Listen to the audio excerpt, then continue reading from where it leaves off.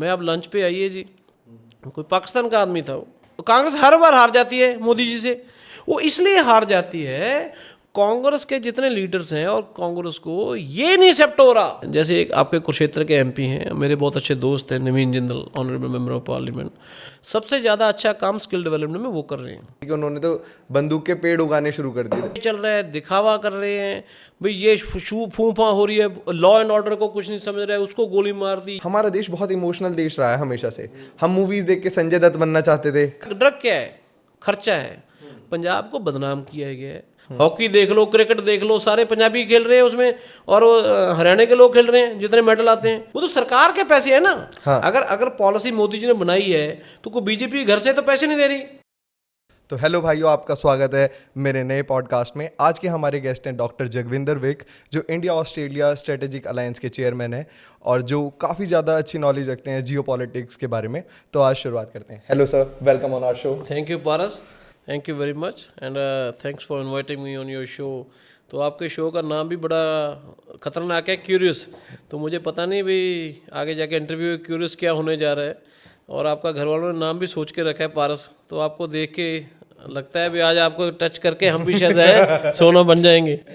तो सर, हम शुरुआत करते हैं। सबसे पहले मैंने आपके बारे में जो पढ़ा कि आपने सबसे पहले मेडिसिन करी थी। आप भटिंडा से हैं, आपने यूक्रेन से मेडिसिन करी, फिर आप सिडनी शिफ्ट हुए, वहाँ पे आप पॉलिटिक्स के अंदर घुसे, फिर आप अब दोबारा इंडिया वापस आए हैं। तो आप अपनी जर्नी के बारे में थोड़ा बताइए। तो आपने सही मेरे बारे में पता किया है, पर उसमें दो तीन चीज़ें हैं। अभी बठिंडा से मैं था नहीं, मैं हूँ भी बठिंडा से, अभी बठिंडा से हूँ। आपने बोला जर्नी है, पहले हम यूक्रेन में एमबीबीएस की, फिर यहाँ आए, इंडिया में काम किया, फिर ऑस्ट्रेलिया चले गए, 20 साल हो गए जर्नी में।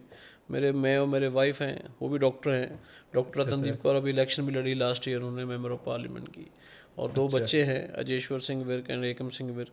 तो एक बेटा वहीं पैदा हुआ एकम, और अजेश्वर यहाँ था 1.5 साल से। अच्छा। तो वहाँ अभी ऑस्ट्रेलिया में सेटल हैं हम। जैसे सर, आपकी जर्नी से हमें लगा जैसे गांधी जी ने 19 साल साउथ अफ्रीका को दिए थे, आपने अपने जीवन के 20 साल ऑस्ट्रेलिया में बिताए और अब आप अपने देश ऐसे मतलब बड़ा आपकी बात सही है। गांधी जी 19 साल रहे साउथ अफ्रीका में और बाद में यहाँ आए। गांधी जी 47-48 के थे जब आए यहाँ पर, और मेरी भी वही एज है, 48-49। तो गांधी जी तो लॉयर, प्रोमिनेंट लॉयर थे, उनको रेसिज्म का सामना करना पड़ा साउथ अफ्रीका में। तो मुझे ऐसी कोई दिक्कत नहीं आई ऑस्ट्रेलिया में। तो बट एक अंदर से मन होता है, जैसे I always say in my speeches, we are lucky to have my two mothers. एक जन्मभूमि है, दूसरी कर्म भूमि है। तो इंडिया मेरी जन्मभूमि है, तो ऑस्ट्रेलिया मेरी कर्म भूमि थी।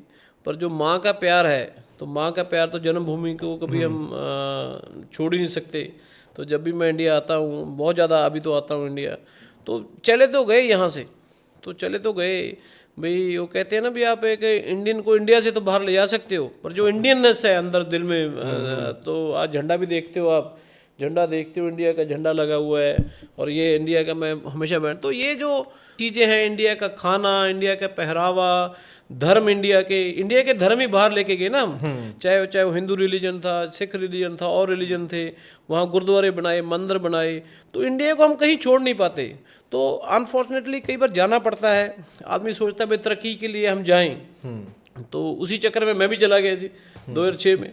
तो that's how the journey started जी। अपना देश अपना ही होता है। अपनी माँ तो देश से भी ज़्यादा, मैं तो बोलूँगा माँ अपनी माँ होती है जी। तो जो सुख, एक पंजाबी च कहावत है, जो सुख छज्जू दे चुबारे हो बल्ख ना बुखारे। तो बल्ख और बुखारा बहुत बड़े शहर होते थे पुराने पर्शियन कंट्रीज में, राइट। जो अभी इशू भी चल रहा है ईरान और इसी के ऊपर बल्ख और बुखारा वो सिटीज़ थे जहाँ अच्छे अच्छे सेब मिलते थे, अंगूर मिलते थे, बोला जाता था। पर फिर भी जो बोलता था, जो चुबारा है, चुबारा मीन्स कोठा, छोटी जगह है, छज्जू का चुबारा, जो घर में आके सुख मिलता है वो कहीं नहीं मिलता। This is the thing. ये मैं छोटा होता पंजाबी में बहुत अच्छा था, मेरे मदर पंजाबी के टीचर थे। अच्छा। तो तब एक लेख आता था पंजाब के ऊपर लिखना, तो उसमें एक पंजाबी च कहावत सी, फुल्लां विच फुੱਲ पंजाब नहीं सही हो, देशां विचों देश पंजाब नहीं सही हो। भाई कहने का मतलब कि है, आपको अपना घर ही अच्छा लगता है। जैसे फूलों में सबसे अच्छा फूल गुलाब होता है, वैसे देशों में अपना देश इंडिया है, और इंडिया के बाद जैसे पंजाबी हैं हम, तो पंजाब अच्छा लगता है। तो सर, अभी हम पर्शिया पे थे और आज की सबसे तड़कता भड़कता यही एक चीज़ है, यूएस और ईरान का वॉर। यस। सर इसमें मैं सबसे पहले ये जानना चाहता हूँ कि अगर यूएस ईरान का जो ये वॉर चल रहा है ये इंडिया को कैसे इम्पैक्ट कर रहा है? देखो ऐसे है, ये ना जो वॉर है इसमें सारा वर्ल्ड इन्वॉल्व हो चुका है उसमें, क्योंकि सारा होमस का जो तेल है, तेल का व्यापार है, हर एक आदमी से कनेक्टेड है। जैसे मान लो आज आपका ऑफिस है, आपके ऑफिस में 100 आदमी काम कर रहे हैं, तो अगर 10 आदमी वहाँ लड़ पड़ेंगे आपस में तो वो 90 को भी इफेक्ट करेंगे ना ये ऑफिस में। अगर किसी दूसरे ऑफिस में लड़ रहे हैं तो कोई प्रॉब्लम नहीं है। तो वैसे ही ये जो ईरान का इशू हुआ, ईरान के साथ गल्फ कंट्रीज लगते थे, अमेरिका ने सब आदमी को इन्वॉल्व कर लिया। अभी ऑस्ट्रेलिया में हमारा पेट्रोल 60% बढ़ गया है और डीजल 90% बढ़ गया है। अच्छा। अमेरिका में जिस आदमी ने पंगा लिया, अमेरिका ने पंगा लिया, लड़ाई हुई, अमेरिका में खुद पेट्रोल 50% बढ़ गया है। तो हर एक कंट्रीज़ में ये बढ़ रहा है, कर रहा है। तो इट इज़ ए, कोई भी कंट्री से छूता नहीं है। आज भी जैसे अब अभी हम बात कर रहे हैं, IMF की मीटिंग हो रही है, इंटरनेशनल मॉनेटरी फंड की, वाशिंगटन में। हमारे ऑस्ट्रेलिया के जो ट्रेजरर हैं, जिसको आप इंडिया में फाइनेंस मिनिस्टर बोलते हो, तो अभी मीटिंग चल रही है वहाँ पर IMF में, भाई कंट्रीज़ को कैसे निकाला जाए। तो टेक्निकली अगर आप मेरे से पूछोगे, जो वर्ल्ड कंट्रीज़ हैं, ये कनाडा हो गया, ऑस्ट्रेलिया हो गया, और भी कंट्रीज़ हो गए, technically we in recession right now. तो पेट्रोल इतना बढ़ गया है। अभी मेरे सुबह किसी ट्रकिंग कंपनी से बात हो रही थी, तो इंडियन करेंसी में बताऊं तो महीने का एक ट्रक का 2 से 2.5 लाख रुपए का तेल का वो बढ़ गया है, रेट बढ़ गया है। तो ये आप अगर आप 2.5-3 लाख तेल में बढ़ रहा है, तो आप ज़्यादा कस्टमर को ज़्यादा नहीं ना लोड दे सकते, 50% दे सकते हो, 50 तो खुद हिट करना पड़ता है। तो ये बहुत बड़ी इकोनॉमी में हिट हो रही है, ऑस्ट्रेलिया में हिट हो रहा है, और सारी जगह हिट हो रहा है ईरान का इशू। सर जो ये वॉर स्टार्ट हुआ, कहीं ना कहीं डोनाल्ड ट्रंप जब से इस बार सत्ता में आए हैं, उनका मेन यही ऑब्जेक्टिव है कि वो काफ़ी देशों को हथियाना चाहते हैं। जैसे वेनेजुएला में उन्होंने सरकार का बदलाव करवा दिया, ग्रीनलैंड, ईरान, वो यहाँ सब अपनी एक अलग सी वो दिखाना चाहते हैं पावर। ऐसे है पारस, मतलब देशों को तो आज की डेट में कोई हथियार नहीं सकता। पुरानी हिस्ट्री देख लो, वियतनाम में अमेरिका हारा, अफगानिस्तान में देशों को जीतना बड़ा मुश्किल होता है, और किसी देश में जाके लड़ना बड़ा मुश्किल होता है, किसी के घर में लड़ना। ये जो अभी वॉर चल रही है ना दुनिया में सारी, ये सारी पावर की वॉर चल रही है। पावर में एनर्जी की वॉर चल रही है। वेनेजुएला में भी जो वॉर हुई है वो तेल के चक्कर में हुई है सारी। तो तेल वो अमेरिका तेल ले रहा है, पर वो इतना गंदा तेल है, जो वेनेजुएला वाला तेल है, उसको प्योरीफाई करने में इतना वो रिफाइनरीज नहीं है अमेरिका के पास।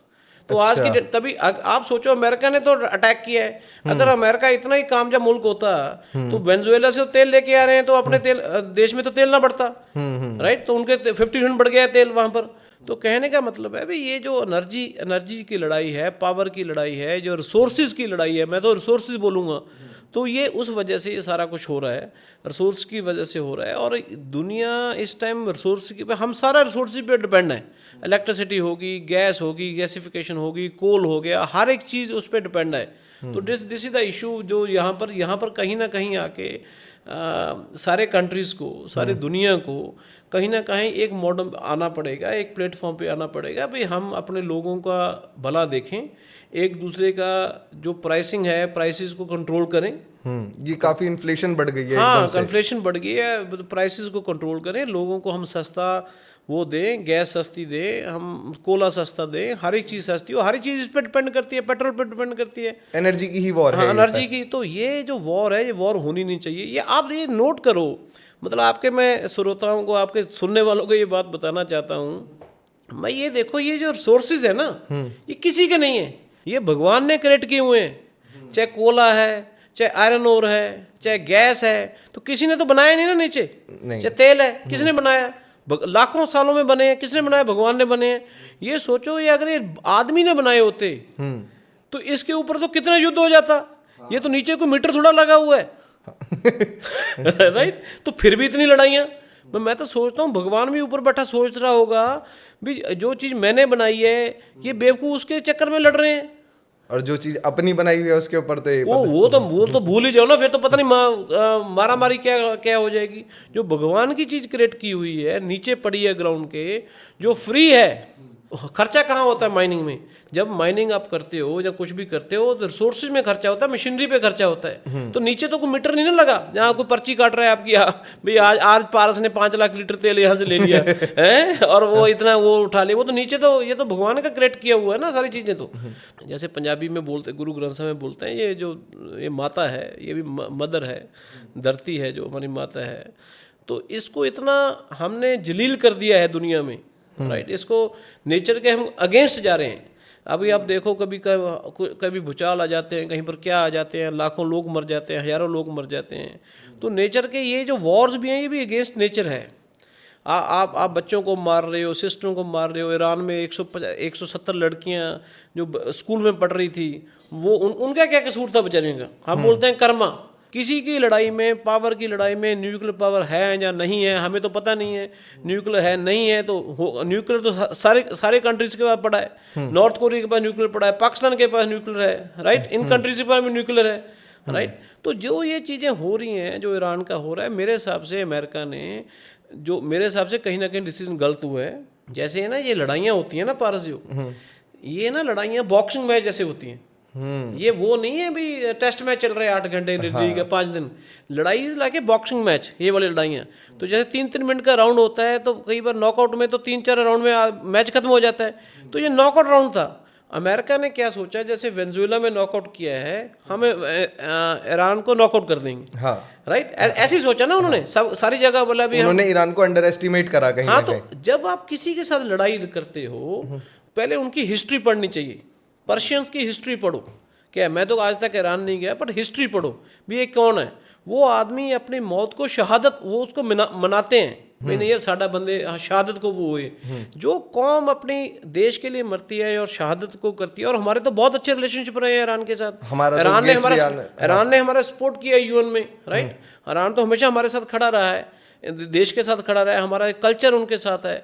तो कहने का मतलब कहीं ना कहीं ये मिशन वो हुई है, जिसको बोलते हैं मिस्टेक करी है डोनाल्ड ट्रम्प ने। देखो मिस्टेक तो जिसने करी है वो बताएगा करी है कि नहीं, वो तो मानते नहीं ना मिस्टेक करी है जी। तो हम भी नहीं कोई इतनी पोजीशन पे हम उनको बोल रहे हैं मिस्टेक। तो मिसअंडरस्टूड हो गया यहाँ पर, और सारे लोगों को ट्रैप कर दिया। अभी यूएई का हाल देख लो क्या हो गया, हाँ, वो दुबई का हाल देख लो क्या हो गया, कतर का हाल देख लो क्या हो गया। गैस इतनी महंगी हो गई है। तो मेरा कल ड्राइवर बता रहा था, तो गैस की शॉर्टेज हो रही थी पिछले महीने इंडिया में। तो कई आदमी सोच रहे थे गैस कहाँ से लाएंगे, हम तो गाँव ही चले जाते हैं, वहाँ से कर लेंगे। बट इंडिया को मैं क्रेडिट देता हूँ, और मोदी जी को मैं इस बात का क्रेडिट देता हूँ, जो भी आप समझो।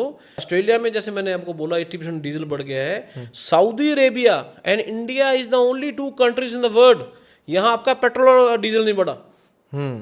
कोई बोलता है इलेक्शन चल रही है, इलेक्शन, बस छोड़ दो वो चीज़ें, आज तो नहीं बढ़ा ना।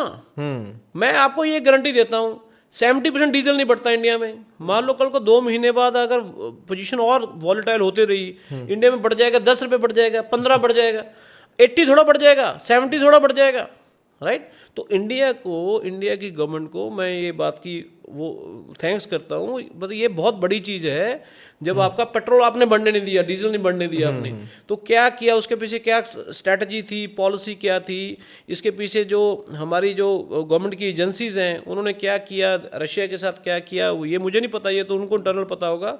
बट ये इसमें इंडिया को मैं मार्क्स देता हूँ, जो उन्होंने गैस और पेट्रोल और डीजल का प्राइस नहीं बढ़ने दिया इंडिया में। सर, जैसे अभी हम मोदी जी और 2014 के बाद की डिप्लोमेसी की बात करें, कहीं ना कहीं जो हमारा देश है ये बहुत ज़्यादा स्ट्रांग उभर के आ रहा है इस टाइम। इसके जो कनेक्शंस हैं वो सारी कंट्रीज से कहीं ना कहीं सुधर रहे हैं। पर कहीं ना कहीं हमने देखा कि जो डोनाल्ड ट्रम्प जब से सत्ता में आए हैं, हमारी डिप्लोमेसी यूएस के साथ थोड़ी ख़राब हुई है। देखो ऐसे है, मतलब ये मैं आपको क्या बताना चाहता हूँ, जो डिप्लोमेसी होती है ना, डिप्लोमेसी दोनों तरफ से होती है। जैसे आप अभी एक मोहल्ले में गए, तो आपका कोई इर्द गिर्द आदमी है, आप डिप्लोमेटिक होते हो, आप नए आदमी आए हो, उससे मिलो। अगर आपका नेबर ही आपको अच्छी तरह नहीं मिल रहा, कितनी बार डिप्लोमेटिक हो जाओगे आप, हाँ, राइट। तो ये कमी वहाँ से आई है, यूएस की तरफ से आई है, जरूर आई है, इंडिया को लेके कहीं ना कहीं आई है। पर वो भी उनको भी महसूस हो रहा है भाई यार हमने अपने डिप्लोमेटिक रिलेशनशिप हमने क्यों खराब कर लें इंडिया के साथ। इंडिया, पहले बात तो ये समझो आप, जो बाहर डायस्पोरा बैठा है, हम वो गुरु नानक देव जी ने बोला था अच्छे आदमी बाहर जाएंगे, ये अच्छी अच्छाई फैलाएंगे। मैं तो बोलता हूँ जो बाहर एनआरआईज रहते हैं, वो ये the ambassadors of Guru Nanak, right. पहली बात तो जैसे मिलियन डायस्पोरा ऑस्ट्रेलिया बैठा है, 20 लाख आदमी कनाडा बैठा है, 40 लाख आदमी यूएस बैठा है। ये बहुत बड़ी पावर है इंडिया की। और जो 150 करोड़ आबादी है हमारी, वो पावर है, डेमोक्रेटिक कंट्री है इंडिया ने आज तक किसी देश पे कब्जा नहीं किया। इंडिया को कभी नहीं देखा जाता भी इंडिया ने किसी के ऊपर कब्जा किया है, राइट। हम कभी स्टार्टिंग नहीं करते वॉर की। अगर 71 में भी वॉर हुई है, अगर 71 में बांग्लादेश पे हमने कब्जा नहीं किया, उनकी हेल्प की, वो अलग बन गया, वो अलग इशू है, किसी दिन बात करेंगे वो सही किया कि नहीं किया। तो जो अगर जो हमारा पाकिस्तान का इशू भी है वो भी उसके साथ ही है, बांग्लादेश के साथ ही है। अगर हमने बांग्लादेश की ना हेल्प की होती तो आज हमारा हो सकता है पाकिस्तान के संबंध भी ठीक होते। बिकॉज ऑफ डैट इशू हमारे संबंध खराब हुए हैं उनके साथ, और भी कई रीजन है संबंध खराब होने वाले, वो कभी और टॉपिक पे बात करेंगे। तो ये कहीं ना कहीं जो सिस्टम है, जो देशों का ये डिप्लोमेटिक रिलेशनशिप है, ये कहीं ना कहीं अकेले इंडिया के नहीं, अमेरिका के रिलेशनशिप सारी जगह खराब हुए हैं। आज डोनाल्ड ट्रंप का सुबह बयान था ऑस्ट्रेलिया के अगेंस्ट, भी नहीं ऑस्ट्रेलिया ने हमारी मदद नहीं की, ये नहीं किया। तो फिर मैंने हमारे पीएम का बयान सुना, एंथनी अल्बनीज़ी का, उसने बोला जो मानने वाली बात थी हमने मानी है, हम अपने फोर्सेस वहाँ ग्राउंड पे क्यों भेजेंगे, हमने किसी से लड़ाई से क्या लेना है, राइट। हम किसी के लड़ाई में थोड़ा घुसेंगे। तो डोनाल्ड ट्रंप ने जो फ्रांस के राष्ट्रपति के लिए बोला वो बहुत गलत बोला। किसी आपको पर्सनल अटैक नहीं कर सकते किसी के लिए, वो वहाँ भी रिलेशनशिप खराब हुए। उसके यूके के साथ रिलेशनशिप खराब हुए। यूके के प्रधानमंत्री के बारे में क्या बोला, भाई ये नहीं, इसका ये वो लेवल नहीं है जो पहले वाले प्रधानमंत्री का था। हाँ, तो कहने का मतलब है तो रिलेशनशिप डोनाल्ड ट्रंप ने हर जगह खराब कर लिए। कहीं ना कहीं उनका जो अप्रोच है दूसरे देश के लीडर्स के साथ वो बहुत डिसरिस्पेक्टिंग है। ऐसे ही होता है सर। बॉस, आप ना अपने घर के बॉस होते हो, आप बॉस बनो, अपने घर के बनो, दूसरी साइडों के साथ रिलेशनशिप रखो। बड़े आदमी को इज्जत देनी पड़ती है, बड़े कंट्रीज को इज्जत देनी पड़ती है। आज ऑस्ट्रिया से कोई प्रेसिडेंट आए हुए थे, तो मैं अभी मोदी जी का ट्वीट देख रहा था। अगर कोई छोटे कंट्री से भी आता है ना, तो उसको भी आपको वो दर्जा देना पड़ता है जो बड़े कंट्री से आया है, राइट। रिस्पेक्ट देनी पड़ती है, क्योंकि जब आप रिस्पेक्ट देंगे तो अतिथि देवो भव। अतिथि देवो। तो इसमें क्या है, अभी जो इश्यूज है, जो अमेरिकन रिलेशनशिप खराब की, वो सबके साथ रिलेशनशिप खराब की, अकेले एक कंट्री के साथ नहीं खराब किया उन्होंने। तो ये जो अभी आप देखना, मेरी बात याद रखना, ये जो रिलेशनशिप थे ना, ये सारे जो जिस देश के जिसके साथ था वो सारे इस टाइम खराब हो गए। अब ये दोबारा से रीसेट होगा। टेक्निकली दुनिया half the world is in recession, fights चल रही है, वॉर रिसेशन है सर। मैं तो आपको बता रहा हूँ, technically we are in recession, right. Technically ये चाहे अमेरिका है, कनाडा है, ऑस्ट्रेलिया है, we are technically recession, right. कल यूके की मैं ग्रोथ देख रहा था 0.5% थी, टेक्निकली वी आर रिसेशन। उधर रशिया और यूक्रेन भी वॉर पे हैं। वो तो चलो, वो तो भाइयों की लड़ाई है ना, बड़े छोटे की, उसमें फिर हमने क्या लेना है। तो ये टेक्निकली अभी रीसेट होगा दोबारा से। इकोनॉमी का वर्ड भी रीसेट होगा, इकोनॉमी पॉलिसी भी रीसेट होंगी। अभी 2 महीने में हो जाए, 3 में हो जाए, और रिलेशनशिप भी दोबारा से रीबिल्ड होंगे। जो रिलेशनशिप पिछले 5 साल में, 7 साल में बने हैं, चाहे क्वाड है चाहे और है, क्या रिलेशनशिप बने हैं, वो कहीं ना कहीं असर पड़ा है उन पे। तो अभी वो असर कहाँ तक जाता है, कितना कम होता है, कैसे होता है, तो सारे रिलेशनशिप रीसेट होंगे दोबारा से। कहीं ना कहीं सर, जैसे अभी हमने रिसेंट पास्ट ईयर्स में देखा, इंडिया और ऑस्ट्रेलिया की ना बहुत सारी पार्टनरशिप हुई हैं। yes. हम बहुत अच्छे टर्म्स पे हैं, और उसमें आपका भी काफ़ी हाथ है। यस। उसमें क्या है, मैं आपको बताता हूँ रिलेशनशिप क्या होती है। लास्ट प्राइम मिनिस्टर विजिट जो हुई ऑस्ट्रेलिया में, वो राजीव गांधी जी की हुई 1988-1989 में प्राइम मिनिस्टर राजीव गांधी की विजिट हुई। उसके बाद कोई भी प्राइम मिनिस्टर इंडिया का ऑस्ट्रेलिया नहीं गया। जब हम गवर्नमेंट में आए, टोनी अबट प्राइम मिनिस्टर बना, तो मेरे बहुत अच्छे रिलेशनशिप थे उनके साथ। और पहली बार हुआ ऑस्ट्रेलियन हिस्ट्री में, कोई भी इंडिया से प्राइम मिनिस्टर आए, मोदी जी आए 2014-15 में, मुझे मिले, वहाँ मिले, और पहली बार ऑस्ट्रेलियन पार्लियामेंट को उन्होंने संबोधन किया। किसी भी प्रधानमंत्री का पहली बार संबोधन करना। फिर बहुत अच्छे रिलेशनशिप स्टार्ट हुए, वहाँ से स्टार्ट है, जो आज तक चल रहे हैं। उसके बाद फ्री ट्रेड एग्रीमेंट हुआ इंडिया के साथ। आज 2 लाख करोड़ का व्यापार है ऑस्ट्रेलिया इंडिया में, ये 5 लाख करोड़ में पहुँचेगा। तो आज की डेट में ऑस्ट्रेलिया और इंडिया से रिलेशनशिप जो लिबरल पार्टी ने स्टार्ट किए, अभी हम ऑपोजिशन में है, तो लेबर पार्टी भी उसको आगे परस्यू कर रही है। हमारे जो ट्रेड मिनिस्टर है डॉन फेरल है, पीएम है, तो इंडिया को लेके सारे बहुत ही आश्वस्त है भाई, और अच्छी तरह रिलेशनशिप हमारे बिल्ड हो रहे हैं इंडिया के साथ। सर ऐसे ही, अब मैं जब ऑस्ट्रेलिया के बारे में पढ़ रहा था, जब मैं आपकी इसकी रिसर्च कर रहा था, मैंने देखा काफ़ी हद तक ना ये एक बहुत बात सुनने में आती है, और इसमें कितनी सच्चाई है आप मुझे बताइए, कि इंडियंस के खिलाफ रेसिज्म होता है ऑस्ट्रेलिया में। ऐसे है पारस, आप कौन से शहर में आते हैं, कौन से शहर से हो? सहारनपुर बर्तनों के लिए मशहूर है ना, लकड़ी के लिए, लकड़ी, हाँ, फर्नीचर के लिए। हाँ, फर्नीचर के लिए। तो मैं भी, एक छोटा शहर है, अभी तो छोटा नहीं है, बड़ा हो गया, बठिंडा और चंडीगढ़ ना 200 किलोमीटर है। जब आप बठिंडा छोड़ के चंडीगढ़ जाते हो ना, वहाँ भी इशू होते हैं, राइट। फिर अब चंडीगढ़ छोड़ के दिल्ली आते हो ना 250, वहाँ भी इशू होते हैं। वो है 10,000 किलोमीटर दूर, जिसको हम रेसिज्म बोल देते हैं ना, वो इसे human nature of 5% people who are bad everywhere, but we can't say Aussies are racist, we can't say this country is racist. मान लो आप यूपी से आते हो, राइट, आप में वहां पर बहुत जात पात है, राइट। अगर कोई एक आदमी किसी संप्रदाय के लिए कुछ गलत बोलता है, इसका मतलब ये नहीं है वो संप्रदाय सारी जो बोल रही है वो गलत होगी। जर्नलाइजेशन गलत है, जनरलाइजेशन गलत है। तो जो बैड एप्पल्स होते हैं, जैसे सब्जी मंडी होती है ना, बैड एप्पल्स हर एक सब्जी मंडी में होते हैं, वैसे ही गंदे आंसर जो माड़े आंसर होते हैं हर एक कंट्री में होते हैं, जो ये प्रोपोगंडा चलाते हैं। कई सरकार के भी आदमी होते हैं जो एमपीज बन जाते हैं, जो अपने वोट का राजनीतिकरण करते हैं। तो राइट नाउ ना ये दुनिया में ये भी डोनाल्ड ट्रंप ने स्टार्ट किया। जो आपने डोनाल्ड ट्रंप की पहले बात की, जो अभी राइट विंग पॉलिटिक्स सारी दुनिया में चल रही है, वो बोलता है नहीं मैं बाहर ग्रीन कार्ड वालों को बाहर भेज दूंगा, ये कर दूंगा, और सारे कंट्री, अभी हंगरी में इलेक्शन हुई है, तो ये एंटी इमिग्रेशन वेव सारी दुनिया में चल रही है। तो ये जो नेता हैं कई कंट्रीज के, वो खुद फेल हैं। वो सारा कुछ किस पे डाल रहे हैं? बिकॉज ऑफ इमिग्रेंट्स हो रहा है। अगर आप जॉब्स देखो, हॉस्पिटल देखो, वहाँ कौन है? इमिग्रेंट्स। रेस्टोरेंट देखो, कौन है? इमिग्रेंट्स। ट्रांसपोर्ट देखो, इमिग्रेंट्स, राइट। अगर आप ये चीज़ें इमिग्रेंट्स को यहाँ से निकाल दो, एक पिक्चर से आप एक पिक्चर ड्रॉ कर लो भी ये बिजनेस ऐसे ऐसे चल रहे हैं, ये बिजनेस चल रहा है, ये बिजनेस, और वहाँ से आप उनको उठाना शुरू कर दो इमिग्रेंट्स को आउट, तो कंट्रीज कैसे चलेंगे बाहर के? ओल्ड एज कैसे चलेगा बाहर? ट्रांसपोर्ट यूनियन, जैसे आप पंजाबी हैं अपने, पंजाबी सारे ट्रांसपोर्ट में हैं, hotel industry, motor industry US में सारे गुजराती हैं, हमारे सारे गुजराती हैं वहाँ पर अच्छे अच्छे बिजनेस में, आप इनको निकाल दो। इन्होंने 500-500 एम्प्लॉय किया हुआ है। ये कहीं ना कहीं वहाँ पे जाके लोगों को रोजगार देने का काम कर रहा है, और ये हमसे ही। तो यही है ना जी। इंडिया में अभी न्यू साउथ वेल्स में एक न्यूज़ लगी हुई थी भी सबसे ज़्यादा जो फास्टेस्ट ग्रोइंग जो लोग तरक्की कर रहे हैं वो इंडिया से आए हुए हैं। 42% जो कंपनीज खोली इंडिया में, ये इंडियंस यंग एंटरप्रेन्योर्स ने खोली। सबसे ज़्यादा टैक्स इंडियंस देते हैं वहाँ पर, राइट। तो ये जो चीज़ें हैं, हम किसी भी कंट्री के लिए बाहर लाइबिलिटी नहीं है। इंडियंस बाहर जाके मेहनत करते हैं और अपनी मेहनत से करके अच्छी अच्छी चीज़ें प्राप्त करते हैं। आज मैं तो बड़े प्राउड से बोल सकता हूँ, आज वर्ल्ड बैंक की मीटिंग हो रही है, IMF की, मैंने पहले ही बोला, उसको चेयर कौन कर रहा है? मिस्टर भंगा, राइट।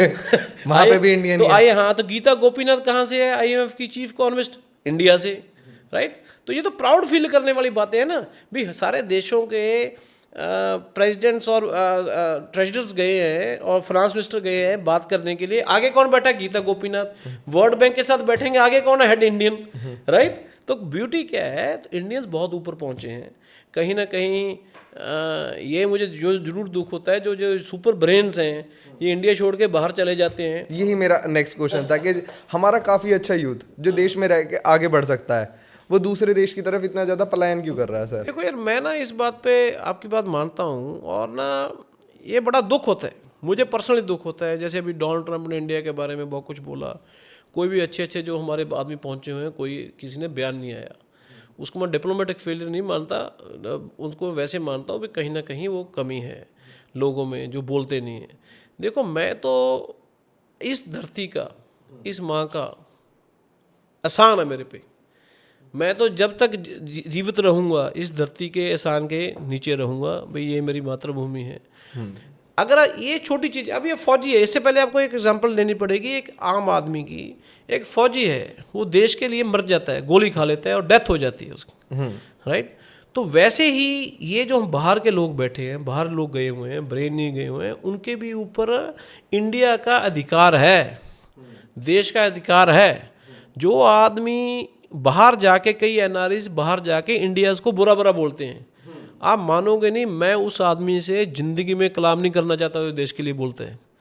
भी जो अपनी माँ के खिलाफ बोलता है ना गलत, उससे घटिया आदमी दुनिया में नहीं हो सकता। आप उस देश में जाके, जिस देश ने आपको काबिलियत दी, जिस देश ने आपको बड़ा किया या सिस्टम किया, ठीक है, वहाँ अपॉर्चुनिटीज़ डिफरेंट है। हमारा अगर इंडिया देखा जाए, इंडिया कितना पुराना है आप मुझे बताइए? 1947। Thank you very much, right. तो 1947 हमारे पास क्या था? 60-65 तक हमारे पास वीट नहीं थी इंडिया में, जिसमें पंजाब ने बहुत बड़ी भूमिका निभाई। वीट भी नहीं थी हमारे पास, जो हरी क्रांति आई। तो हमारा देश तो पिछले 30-40 में लगा है। आप तो तब पैदा नहीं हुए होंगे। हमारे लिए जब हम बच्चे थे 15-20 साल के, 20 साल के लिए, हमारे लिए नाइकी का शूज़ और एडिडास का शूज़ लेना एक बहुत बड़ी लग्जरी होती थी।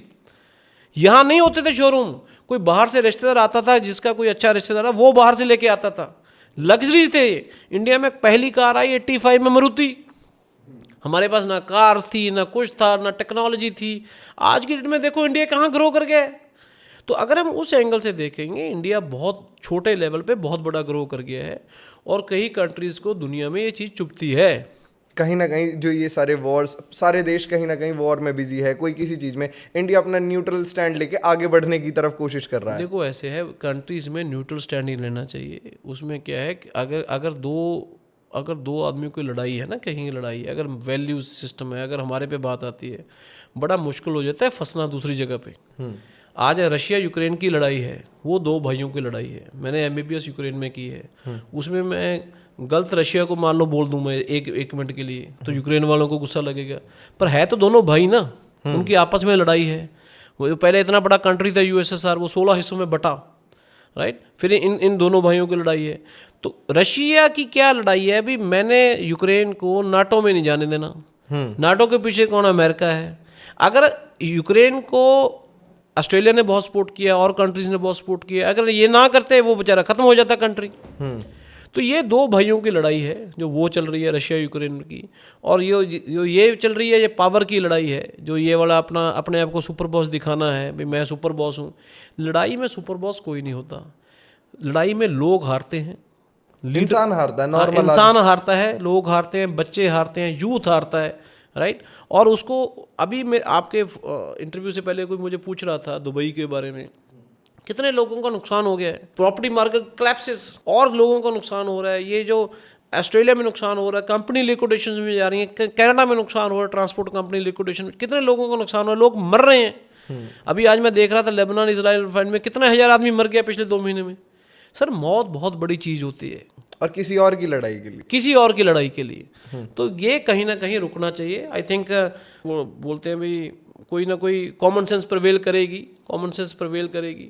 अभी पोप ने भी बोला है, आई थिंक पोप के बोलने से बहुत बड़ा फर्क पड़ा है वर्ल्ड में, क्रिश्चियनिटी का। हाँ नहीं, बहुत बड़ा फर्क पड़ा है जी। उन्होंने कंडेम किया है, डोनाल्ड ट्रंप ने he has posted something and then he has removed that post.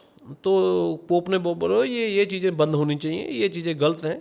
100 countries को मानते हैं लोग। आई थिंक वो बहुत बड़ी भूमिका थी पोप जी ने जो बोला है, बट थोड़ा सा लेट बोला है, उनको महीना पहले बोलना चाहिए था। जब स्टार्टिंग हुई थी तब वो स्टार्टिंग होनी चाहिए, तब बोलना चाहिए। पर चलो एनीवे, देर आए दुरुस्त आए, अच्छी बात है, बहुत अच्छा बोले वो, तो मैं एडमायर करता हूँ उनको। और सारे देश अभी बोल रहे हैं। अभी परसों डोनाल्ड ट्रंप ने मोदी जी से बात की है, कल फ्रेंच राष्ट्रपति मैक्रोन ने मोदी जी से बात की है। मे बी आप कल को हो सकता है किसी और महीने 2 महीने में कोई बड़े प्लेटफॉर्म में कोई मीटिंग हो जिसमें मोदी जी की बहुत बड़ी भूमिका हो।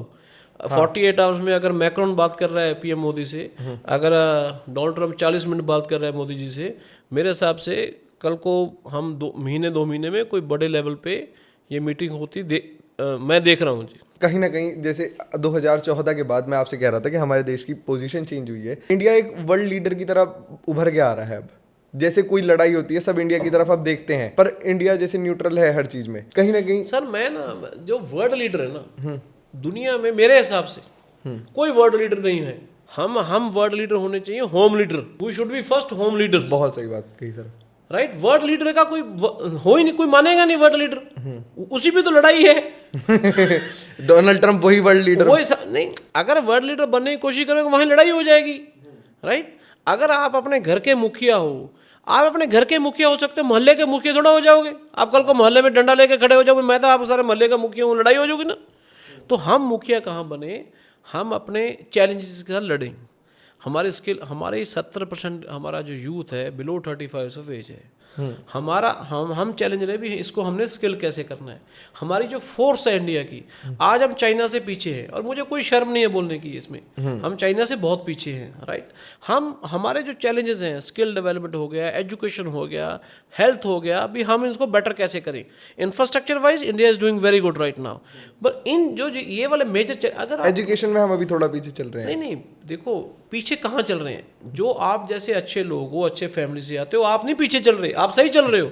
पर जो मेरा क्राउड है, जो मेरा यूथ है, जो मुझे नीचे से आ रहा है, जो मेरी बेस है, राइट। अगर जिस दिन मेरा बेस खराब हो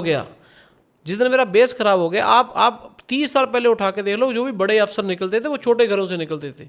जब आपने बेस खराब कर दिया, हमारे गांव से लोग आ रहे हैं, 70% हमारा यूथ गांव से आ रहा है। मेरे फादर खुद गांव से आते हैं। अगर मेरे फादर गांव से ना आते और ना पढ़ाई करते, ना बठिंडा आते, ना वो खुद अफसर बनते, ना मैं बनता जो मुझे आज समझ है, तो वो इसलिए समझ मिली, मेरे फादर को कोई अपॉर्चुनिटी मिली, राइट। वो मेहनत की उन्होंने, आज उस लेवल पे पढ़े, उस लेवल पढ़ के फिर उन्होंने मुझे पढ़ाया, डॉक्टर बनाया, आगे मैंने अपने बच्चों को डॉक्टर बनाया। आज मेरा बेटा इन्वेस्टमेंट बैंकिंग में है, तो हैं किंग स्कूल में पढ़े हैं दोनों बच्चे। आज हमारी ऑस्ट्रेलिया में जो क्रेडिबिलिटी है, तो ये एक आदमी जो गांव से उठा, मेरे फादर साहब का नाम सरदार जगतार सिंह विर्क है, मैं mother come from a very round family of पख्ता पाइका। तो ये जो चीज़ें हैं अभी, ये छोटे लेवल से उठना चाहिए। अब मोदी जी का एग्जाम्पल ले लो, राइट। सबसे बड़ा एग्जाम्पल, इससे बड़ा एग्जाम्पल क्या होगा राजनीति में? कांग्रेस हर बार हार जाती है मोदी जी से। वो इसलिए हार जाती है, कांग्रेस के जितने लीडर्स हैं और कांग्रेस को ये नहीं एक्सेप्ट हो रहा, एक आम आदमी एक नीचे से निकल के एक आदमी कैसे प्रधानमंत्री बन गया। और मैं आपके माध्यम से बोलना चाहता हूं, जिस दिन कांग्रेस ने ये एक्सेप्ट कर लिया भाई मोदी जी नीचे से आए थे, नीचे नॉर्मल आए थे, उनमें क्रेडिबिलिटी थी, उन्होंने मेहनत की, उनकी ज़्यादा मेहनत नॉर्थ इंडिया में रही, उनकी मेहनत की वजह से आज वो प्रधानमंत्री बन गए। कोई बात नहीं, लेट्स तो इनकी सरकार बन जाएगी कांग्रेस की। ये एक्सेप्टेंस नहीं है बस। आप सॉकर की टीम्स देख लो, आप अभी आईपीएल हो रहा है इंडिया में, आईपीएल में मैच देखता हूँ, वो अपना एक लड़का है 15-16 साल का, वैभव सूर्यवंशी, कौन सी इसका किट थी, कहाँ से आया वो, कैसे कैसे लोग हैं, बच्चे कहाँ से आ रहे हैं। यशस्वी जायसवाल है, पंत है, पंत तो उनकी स्टोरी है, बंगला साहब गुरुद्वारा में उसकी स्टोरी थी, वो रहता था। तो आप सोचो, ये आपको चैंपियंस कहाँ से मिले? ये बड़े, सॉरी टू से डेट, बड़े शहरों के माँ बाप अपने लिए मेहनत करते हैं, बच्चों के लिए चाहते हैं, पर मैं गारंटी देता हूँ आपको, ना तो 50 साल पहले चैंपियन में निकलते थे बड़े शहरों से, ना अगले 50 साल निकलेंगे। चैंपियंस आपको चाहे बिजनेस है, चाहे राजनीति है, चाहे स्पोर्ट्स है, ये नीचे से आएंगे। तो हमें नीचे ही काम करना पड़ेगा और वहीं से चैंपियन निकालने पड़ेंगे। आज हरियाणा देख लो, पंजाब देख लो, आप हॉकी की टीम देख लो, सारे मेडल्स देख लो, सारे आदमी गाँव से आए हुए हैं। कोई चंडीगढ़ का आदमी ने गोल्ड मेडल नहीं लिया। आज शुभम गिल भी गाँव से आता है, उनके पास गांव है फरीदकोट के पास, उनका फिरोजपुर में, वहाँ वो भी गांव से आता है। जब नीचे से जाओगे फिर आप चैंपियन बनते हो, जब ऊपर से आओगे फिर आप ऊपर ही रह जाते हो। कहीं ना कहीं जितने आप हार्डशिप देखोगे, ठोकरे खा के आदमी बड़ा बनता है, बादाम खा के नहीं। आपकी ही बात थी। तो लोग कहते हैं भी बादाम खाओ उससे अकल आती है, तो पंजाबी जी कहते धक्के खान अकल होती है, बादाम खान अकल नहीं होती, धक्के खाने पैंदे आ। हंगर ना जी, जब तक आपके बीच में हंगर नहीं है ना, जैसे अभी आप फिट हो पूरे, अब सलमान खान जैसी बॉडी है, तो मैं गारंटी देता हूँ 2 घंटे तो जिम में लगाते होगे सुबह, तो भाई ये बॉडी मेरी तो है नहीं, क्योंकि मैं लगाता नहीं जिम में 2 घंटे। तो कहने का मतलब ये, तो आपको मेहनत करनी पड़ेगी, कोई शॉर्टकट नहीं है। जो ज्ञान लेना है वो भी आपको ज्ञान लेना पड़ेगा, अगर राजनीति का लेना है, बिजनेस का लेना है। आप कहीं से भी आते हैं, आपको सर आज हमारी एक बात हो रही थी, हमारा जो यूथ है वो स्किल के पीछे नहीं भाग रहा, वो काफ़ी जो सिक्योर जॉब्स हैं जैसे तहसीलदार, हमारी बात जब सुबह हो रही थी, इसके पीछे क्या रीज़न है? ना मैं आपको माइंडसेट क्यों नहीं चेंज हो पा रहा है? ऐसे मैं बताता हूँ, ये है, इसको हम बोलते हैं ऑस्ट्रेलिया में टनल व्यू। ये टनल व्यू अप्रोच है, और हमारा ये देखा जाता है भाई हमारे ये नौकरी मिल गई, सॉरी टू से डेट, भाई इतनी हमारी तनख्वाह है, इतना ऊपर से बन जाएगा, सॉरी टू से डेट। एंड जब ऊपर से बन जाएगा वो एक्सेप्टेड है हमारे समाज में। हाँ, हम बोलते हैं जो आपने वर्ड किया भाई ये आदमी ये बना हुआ है, इतना ये है तो इसकी शादी हो जाएगी, इतनी तनख्वाह है इसके ऊपर। ये प्रॉब्लम है यहाँ पर, this is the issue of India. तो उसमें जो टनल व्यू होता है, तो टनल व्यू में लाखों आदमी भर्ती होते हैं, तो चुने जाते हैं 50 या 100, बाकी रुड़ जाते हैं। तो मैं बताता हूँ स्किल डेवलपमेंट में अभी जैसे एक आपके कुरुक्षेत्र के एमपी हैं, मेरे बहुत अच्छे दोस्त हैं, Naveen Jindal, honourable member of parliament, सबसे ज़्यादा अच्छा काम स्किल डेवलपमेंट में वो कर रहे हैं, सबसे ज़्यादा खर्चा वो कर रहे हैं इंडिया में। आप मानोगे नहीं, हर एक बच्चे पे 50,000 रुपये का खर्चा आता है। He already spend 20 crore rupees in last 1 year on the skill development.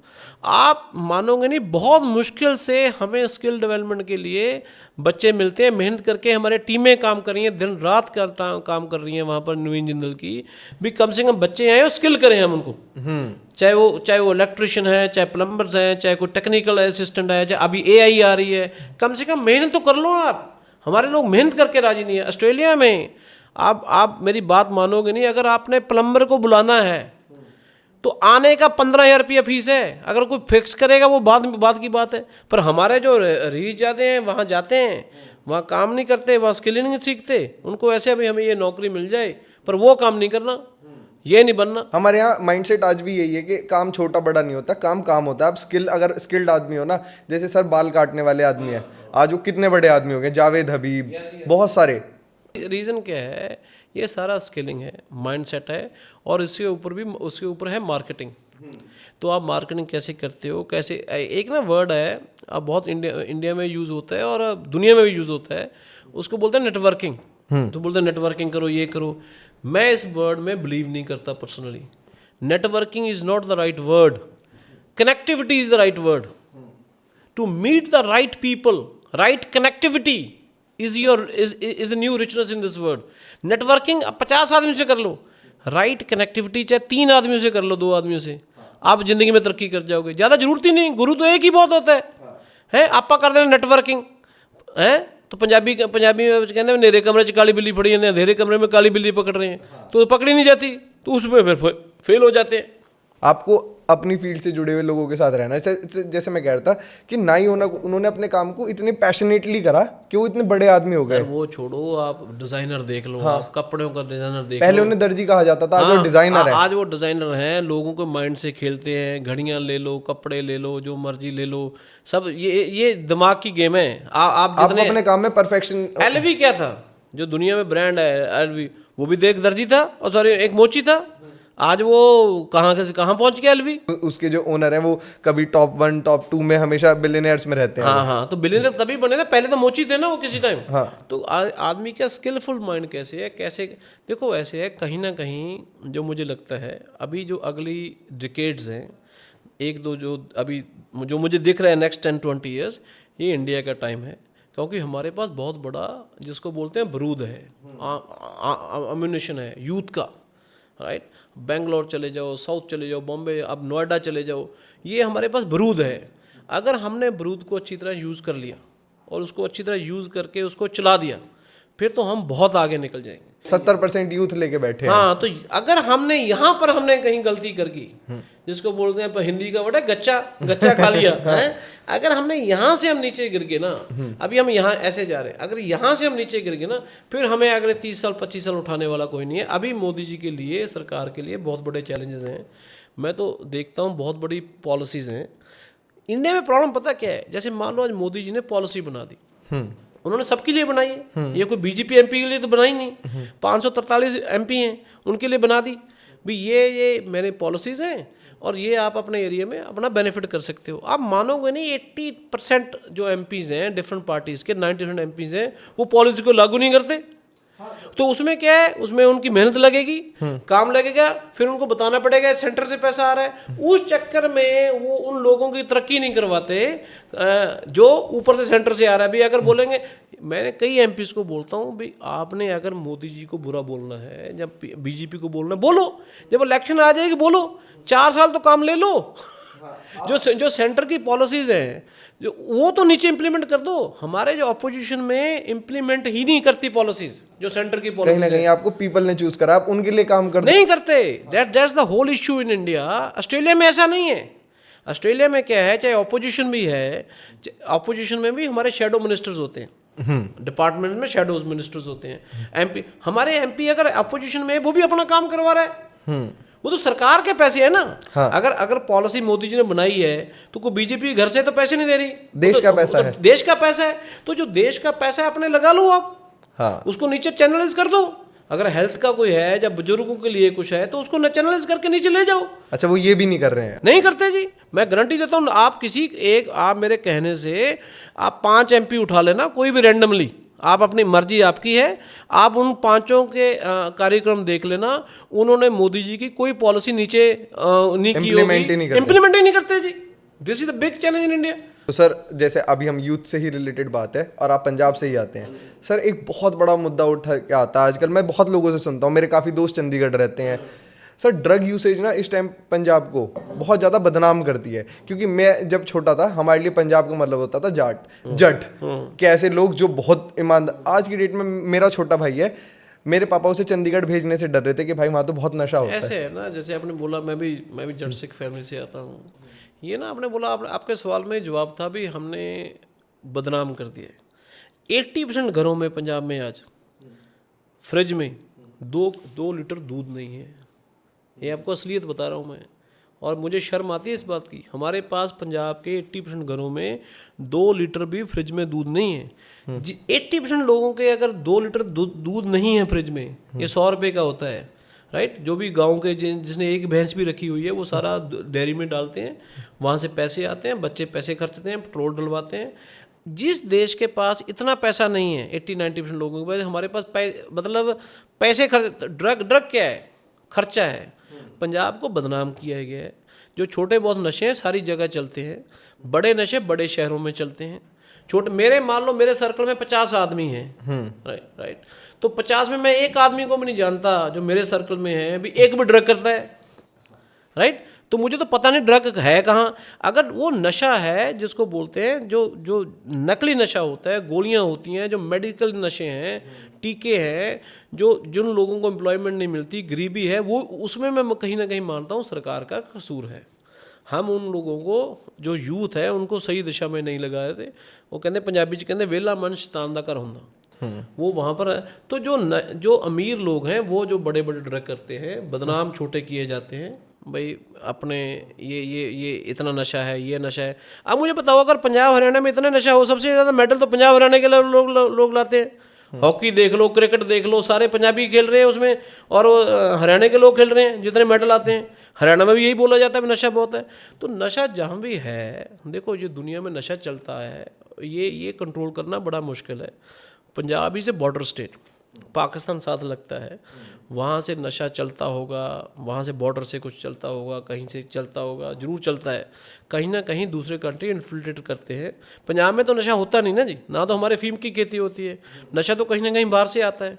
तो फेलियर भी गवर्नमेंट का ही होगा ना कहीं ना कहीं।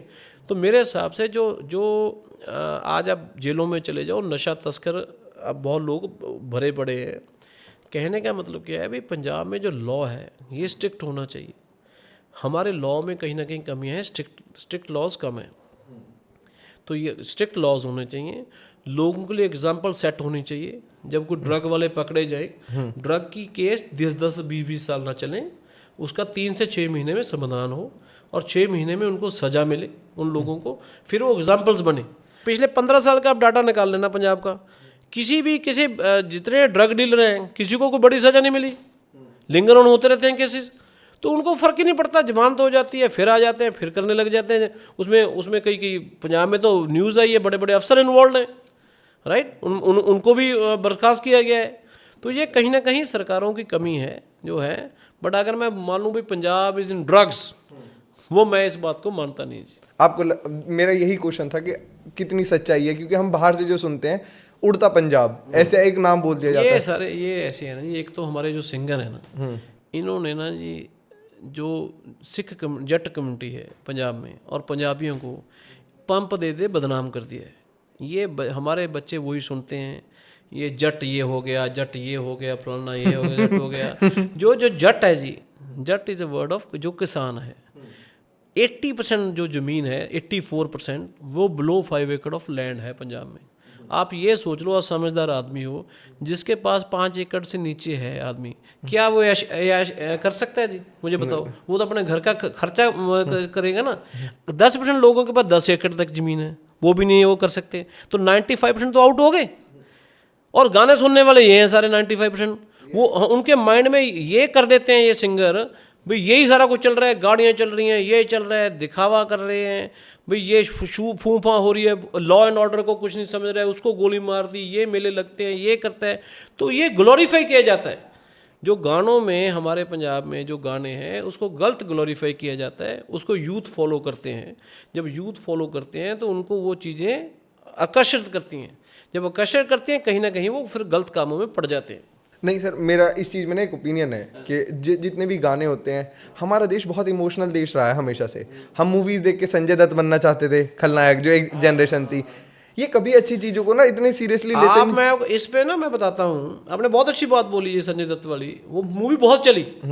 एक हमारे दोस्त थे ऑस्ट्रेलिया से, उन्होंने मूवी बनाई हरजीता, आपको पता है हरजीता मूवी बनी थी एक पंजाबी?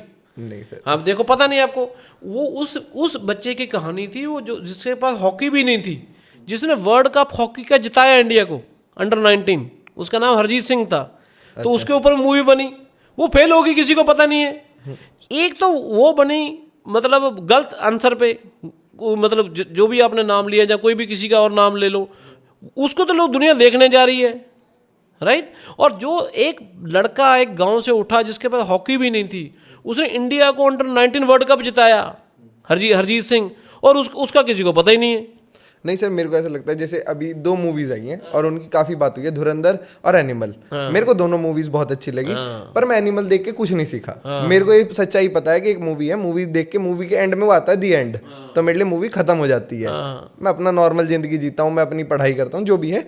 सेम टाइम पे धुरंधर आती है जिसमें देशभक्ति दिखाई जा रही है, मैं उससे भी सर कुछ घर नहीं लेके आता। मेरे को ये लगता है आपको मूवी अच्छी मूवी है, लोगों को दिखाया गया है। अब रीज़न क्या है, कई आदमी पर्दे के पीछे होते हैं, बहुत आदमी है जो देश के लिए इसे जान दे देते हैं, बहुत आदमी है जो देशों के लिए काम कर रहे हैं, जो कभी आगे आते ही नहीं। उसमें मैं बताता हूँ, जो डोवल साहब की भूमिका है, बड़े अजीत डोभाल साहब की भूमिका है, वो बहुत बड़ी भूमिका है, वो छोटी भूमिका नहीं है। वो मूवी के ज़रिए भी नहीं दिखाई जा सकती किसी को, और ना वो खुद कभी अपने बारे में बताएंगी। बहुत सेक्रीफाइसेस रहे। नहीं, वो बता ही नहीं सकते, मैं गारंटी देता हूँ जी। वो कभी जो उन्होंने देश के लिए काम किए हैं ना, वो उसका 10% भी बता दें लोगों को, 10-20% भी बता दें भी मैं अजीत डोभाल ने देश के लिए क्या क्या किया है, तो वो नहीं बता सकते, बिकॉज लिमिटेशन रही हैं, आईबी के ऑफिसर रहे हैं, नहीं बता सकते। पर ऐसे है, कई आदमी पर्दे के पीछे होते हैं, बहुत आदमी पर्दे के पीछे हैं। जैसे मान लो, जैसे आज हम भगत सिंह को याद करते हैं, राजगुरु सुखदेव को याद करते हैं, तो भगत सिंह जैसे बहुत लोग थे और भी जिन्होंने कुर्बानियाँ दी देश के लिए। सरदार उधम सिंह जी, नहीं बहुत है। उधम सिंह तो चलो बाहर जाके जो भी किया उन्होंने, जनरल गवर्नर एडवायर को गोली मारी, तो बहुत तब की टाइम बता रहा हूँ मैं, तो बहुत लोग थे जिनका लोगों को पता नहीं चलता।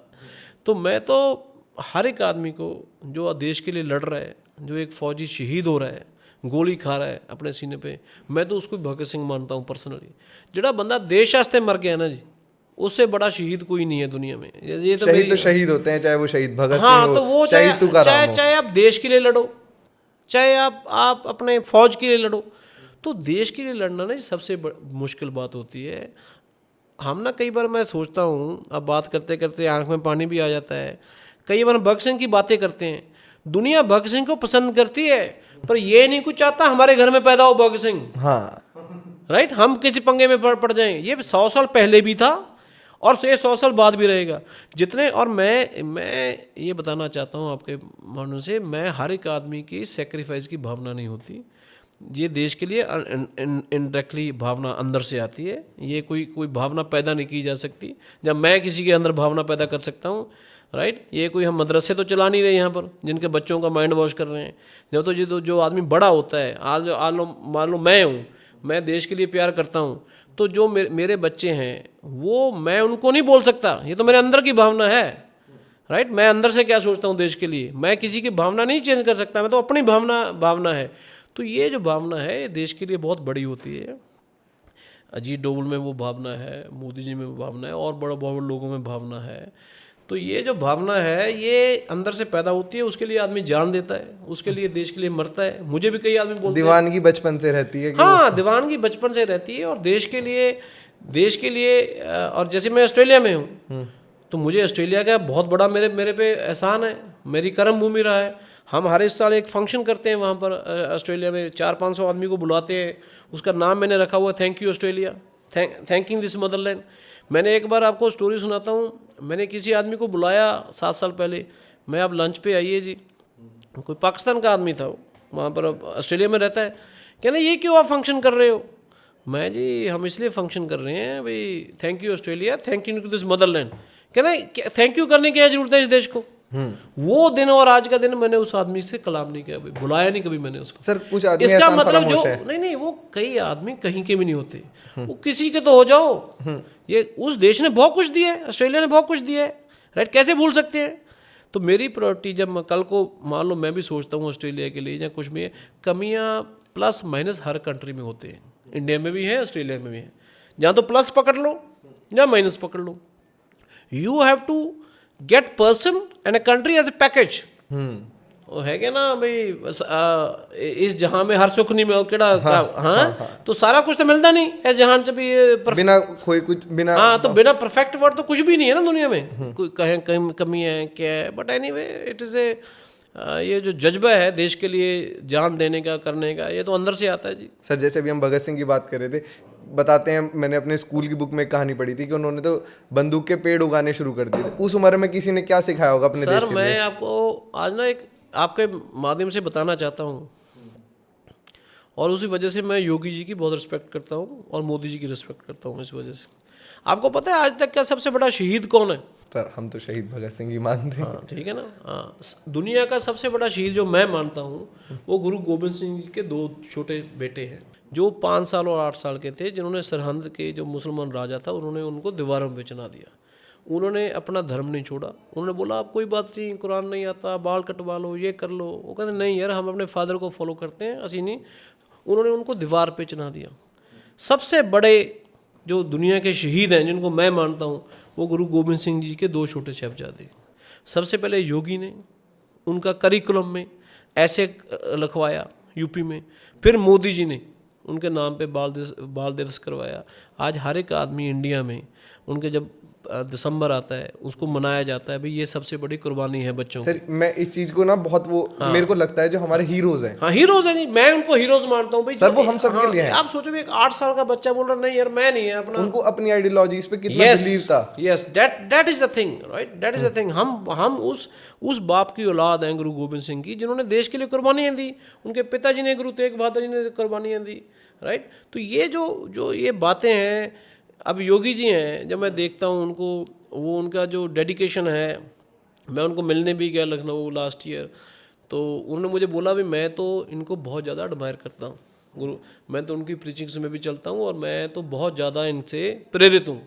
फिर मैंने उनको बताया मैं जी गुरु गोविंद सिंह जी कहाँ कहाँ रहे, कहाँ कहाँ गुरु ग्रंथ साहब कंपाइल किया, तलवंडी साहब, he never visited Talwandi Sahib and he promised me one day we will go there. तो कहने का मतलब है हमारे देश में इतनी कुर्बानियों का जज्बा बड़ा है, हमें जाने की ज़रूरत ही नहीं है। अगर वुमेन का मैं देखूं, मतलब वुमेन, हम एक शादी पे गए उदयपुर, तो वहाँ से हमने सोचा बच्चों के साथ वापस आएंगे तो जयपुर आएंगे, तो उसमें चित्तौड़गढ़ आता है राइट। तो पद्मावत में जौहर हुआ था एंड में, तो वो लेडीज़ ने अपने आप को भाई उनके हाथों नहीं आना हम आग में, तो मुझे ड्राइवर ने बोला, मैं कहते यहाँ ना थोड़ा सा क्रॉस करके आता है, मैं चले लेके चल, कहते वहाँ कुछ भी नहीं है, किला है, मैं नहीं तू लेके चल। वहाँ एक मंदिर था हनुमान जी का, छोटा सा मंदिर था, और मैं वहाँ गया तो मैंने अपना शीश अपने बच्चों को लेके गया, मेरी वाइफ भी गई। मेरे हिसाब से उससे बड़ी एग्जाम्पल वुमेन करेज की, women courage not sacrifice, women courage दुनिया में कहीं नहीं है मेरे हिसाब से। अगर उस जगह को हम बोलते हैं फ्रांस में स्टैच्यू ऑफ लिबर्टी बना हुआ है, मेरे हिसाब से अगर हमने वुमेन्स को सीख देनी है, अपने इंडिया में बच्चों को देनी है, लेडीज़ को देनी है, सबसे बड़ा जो चीज़ मोनूमेंट होना चाहिए हमारे इंडिया में वुमेन के लिए, वो वहाँ पर वहाँ होना चाहिए। आज वहाँ मुझे बहुत बुरा लगा जो उस जगह की हालात है, कोई वहाँ पर सिस्टम नहीं है, मोनूमेंट नहीं है। आप सोचो यही चीज़ कहीं ईरान हुई होती, कहीं अमेरिका हुई होती, इतनी लेडीज़ उन्होंने जौहर किया होता, भी नहीं हमने इनके हाथ नहीं आना, आज कहाँ होती वो चीज़, हमारे वहाँ पर नहीं है राइट। कहीं हमारे, मैं जैसे आपको बोल रहा हूँ भी ये जो कुर्बानी है ना देश में, हमारे लिए हमें कहीं जाने की ज़रूरत नहीं है, तो हमारे पास तो इतनी फुलवाड़ी पड़ी है कुर्बानियों की यहाँ पर देश में, जो मर्जी उठा लो। उस टाइम के हिसाब से जो उन औरतों ने जो करा, मैं नहीं कहता कि आज की डेट में ऐसा होना चाहिए, लेकिन उस टाइम जो उन्होंने करा वो एक शहादत ही थी। शहादत तो इससे बड़ी शहादत हो ही नहीं सकती जी। पर अब जैसे अब पॉडकास्ट एंड कर, आप यूथ को क्या एग्जांपल देना चाहेंगे, क्या मैसेज देना चाहेंगे? मैं तो यूथ को ये मैसेज देना चाहूँगा आपके कैमरे से। पहली बात तो जी आप मेहनत से मत भागिए। मेहनत मीन्स ज्ञान लीजिए। अगर आप स्कूल में कम नंबर भी आते हैं ना, कोई प्रॉब्लम नहीं, अगर 50% नंबर भी आते हैं, 60 आते हैं, नो इशू, नहीं नौकरी करनी है, ज्ञान ले लो, किसी चीज़ का ज्ञान ले लो राइट। आपके कैमरामैन है, ज्ञान है ना तभी आपके साथ हैं। आप मुझे तो नहीं रखोगे ना जिसको ज्ञान ही नहीं है। आपका रिकॉर्डिंग वाले को ज्ञान है तभी उसने रखा हुआ है ना, आप किसी और तो नहीं रखोगे। किसी चीज़ का ज्ञान ले लो। मैं छोटी सी एग्जांपल देता हूँ, एक ड्राइवर गाड़ी चलाने का ले लो, एक ड्राइवर सारथी होता है एक आदमी का। मान लो मेरा ड्राइवर है देव, उत्तराखंड से आता है, वो मेरे से अगर कुछ चीज़ ले मांगेगा ना, मैं मुझे ये दे दो, मैं दे दूंगा। वो मेरा सारथी है, उसको पता है मैनेज कैसे करना है सब। और सारथी तो कृष्ण थे। हाँ कृष्ण थे भी, मैंने मैनेज कैसे करना है यही सीख लो। ये मैं छोटी सी एग्जाम्पल है भी, मैंने अपने साहब को खुश कैसे रखना है, कैसे उनको मैंने ट्रैवल करवाना है, कोई चीज़ की ज़रूरत है मैं कैसे आना है, कैसे करना है, कितने बजे आना है, पंचुअलिटी क्या है, ये बेसिक चीज़ है ना। सुबह मैंने उठना है, माँ बाप की बात सुननी है, नशे से दूर रहना है। और एक ये तो छोटी छोटी एग्जाम्पल दे रहा हूँ मैं। हमने कोई चीज़ सीख लो, AI सीख लो, आजकल तो सारा कुछ बहुत फ्री है, सस्ते में है सारा कुछ, कोई मर्जी सीख लो गुण। तो जो स्किल डेवलपमेंट में जो मैं तो यही आपके माध्यम से बोलना चाहता हूँ, आप जो भी चीज़ सोच लो, मन जीते जग जीत, पहले तो अपना मन जीत लो भाई मैं यार ऐस चीज़ से तरक्की करनी है, मैंने इस चीज़ में जाना है, और अपने आप को 4 साल दे दो। जैसे कणक की फसल है ना और धान की फसल है, ये 6 महीने में होती है, 3 महीने में नहीं होती कणक की फसल। और जो बच्चा है वो 9 महीने में होता है, वो 6 महीने में नहीं होता, नहीं प्री मैच्योर हो जाता है। ऐसी जो संतरे की फसल है वो 4 साल में होती है, पहले नहीं होती। अपनी स्किल्स पे काम करें। हाँ, कम से कम अपनी जिंदगी को 3-4 साल दे दो और 40 साल वापस ले लो।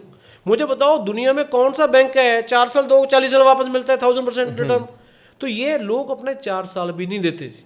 सर लोग फोन में इन्वेस्ट करने को तैयार हैं, गाड़ी में अपने ऊपर इन्वेस्ट करते हुए उन्हें डर लगता है यार कि ये जो फ़ोन है ना ये बहुत अच्छा है अगर इसको यूज़ करो अच्छी तरीके से। हथियार है ये। देखो फ़ोन क्या है, ये वो हथियार की तरह है।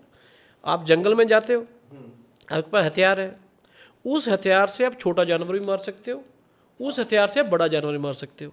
बड़े जानवर की वैल्यू होती है, छोटे की होती नहीं, राइट। तो डिपेंड है, आप ज्ञान लो, जिसको नहीं पढ़ाई आती सुन लो, ज्ञान लो। मैं तो बोलता हूँ नशे से दूर रहो, माता पिता का आज्ञाकारी बनो, अपनी स्किल अपनी उस हिसाब से करो। और जैसे मैंने बोला अपनी कनेक्टिविटी रखो, अपने गुरु बनाओ दुनिया में। गुरु बना के 1 2 3 आदमी पकड़ो, उसके लिए अपना जीवन याद दे दो भाई नहीं यार हम प्लीज़ आप हमें सिखाओ। उसमें शर्म नहीं करनी चाहिए। कल को मुझे नहीं कोई चीज़ पता मैं आपसे पूछ लूँगा, ये आपने पॉडकास्ट किया है, जो सारा किया है, तो आपका नॉलेज है ना, अगर मैंने नॉलेज ले मैं आपसे ले लूँगा, क्या प्रॉब्लम है। तो दुनिया में जो स्वामी विवेकानंद ने बोला है, जो ज्ञान है, ज्ञान बांटने से बढ़ता है। और मैं आपको पर्सनल एक्सपीरियंस बताता हूँ, मैं कोई बिजनेसमैन नहीं हूँ। नवीन जिंदल जी मान लो मेरे दोस्त हैं, तो अगर मैंने उनसे भी कोई ज्ञान लेना हो ना बिजनेस का, वो दे देते हैं, कोई प्रॉब्लम नहीं है। तो ज्ञान तो लेने से है ना, ज्ञान तो सबसे बड़ा धन है, जहां से मिले ले हाँ लो। तो वो फ्री में है, वो ही नहीं लेता कोई। पैसे मांगने। और दूसरा आपके यूथ को मेरा मैसेज है, जिस आदमी ने आपका कुछ किया है, एडमिशन एंड ग्रेटिट्यूड, परमात्मा का ग्रेटिट्यूड सुबह से शाम तक, एडमिशन हाँ यार फलाने आदमी ने मेरा काम किया है, फिर आपकी तरक्की होती है। Right connectivity with the right people will get you the right success. तो ये नेटवर्किंग छोड़ के राइट कनेक्टिविटी करो, चाहे लोगों की रिस्पेक्ट करो, जो आपके लिए हमेशा खड़े रहे, उनका साथ 100% साथ दो, जिसके साथ लगे हो, जिसके कई बार आदमी बोलता है इस आदमी दम है, साथ में रहता है, वो करेक्टर है आदमी का, राइट। अपना करेक्टर डेवलप करो। करेक्टर डेवलप कहाँ से होते हैं? करेक्टर डेवलप धर्म से होते हैं। जब आप धर्म को फॉलो करते हो, उसमें चीज़ें पढ़ते हो, वो करेक्टर डेवलपमेंट होती है, आपकी माइंड डेवलपमेंट होती है। हाँ, प्रॉब्लम क्या है, चाहे गीता है चाहे गुरु ग्रंथ साहब है, हम उनको मत्था टेक रहे हैं, पर उनके जो बीच लिखा है वो नहीं पढ़ रहे। जब पेपर हो जाता है फेल हो जाते हैं। जब असली मुश्किलें आती हैं हमें उनका ज्ञान आता ही नहीं। मैं बोलता हूँ गुरु ग्रंथ साहब का 1/10 ज्ञान ले लो, चाहे आप दुनिया में पता नहीं कहाँ पहुँच जाओगे। आप गीता का ज्ञान ले लो, कहाँ से कहाँ पहुँच जाओगे। ज्ञान तो ले लो, सामने पड़ा है, ज्ञान ही नहीं लेते। आजकल तो मतलब इतने पढ़ आगे हैं, मान लो नहीं पढ़ना आता ना पढ़ो, सुन लो। तो लोग ज्ञान से दूर भाग रहे हैं, ज्ञान से। और जिस ज्ञान उस चीज़ का लेना जिसमें आपने जाना है, बिना बात का। हाँ, बिना मतलब का ज्ञान नहीं लेना। मतलब ज्ञान करना काम है नहीं, वैसे ही ज्ञान लेते रहो उस चीज़ का। जिस चीज़ में आपका ध्यान है उसका ज्ञान लो और उसको अपने में इम्प्लीमेंट करो उस चीज़ में। सर बस बहुत अच्छा लगा आपसे बात करके, आपके साथ जितनी भी हमने नॉलेज दी इसके लिए थैंक यू। थैंक यू पारा जी, एंड बहुत सारी आपकी टीम को, कैमरामैन को और सबको। और फिर अगली बार फिर मिलेंगे। आज तो हिंदी में इंटरव्यू किया, किसी दिन पंजाबी में करेंगे। जी सर, मैं उसके लिए सीख के आऊँगा थोड़ी। नहीं, सीखने की क्या जरूरत है, हम तो सारे नॉर्थ इंडियन एक ही हैं, सारे पंजाबी हैं हम। सर हम तो पूरा इंडिया एक है। हाँ, thank you. Hello sir, thank you. आप सबको अच्छा लगा होगा हमारे पॉडकास्ट सुन के। लाइक शेयर सब्सक्राइब करें।